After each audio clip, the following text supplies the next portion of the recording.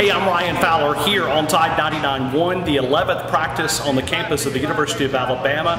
Today was one of those prep days as you're preparing for scrimmage. The scrimmage tomorrow inside Bryant-Denny Stadium. We'll have all the coverage here on Tide 99.1. When we take a look at the defensive line, one of the things that jumps out to me is how these guys are competing so hard. There's a lot of talent there, but there's some playing time. As Nick Saban has told us in the past, he would like to play between 9 and 10 defensive linemen.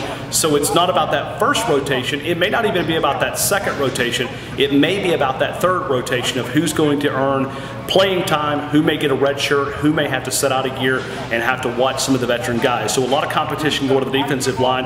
Those guys continue to do great work, and I think one of the great things that they're doing is I watch this offensive line prepare daily. I see them getting a lot better, and I think it's a credit back to the defensive line. The defensive line, even on a second string, is able to challenge that first string offensive line. They do a lot of twos against ones in practice, whether it's one offense,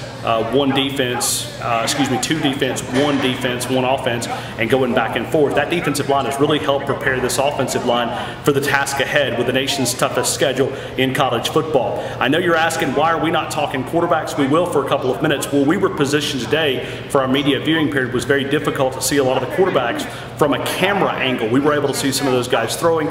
Still very inconsistent, as we have said. You could take the message from last week and just keep replaying it. When you see quarterbacks, you see some really good passes, eye-opening passes, but then you see a lot of inconsistency.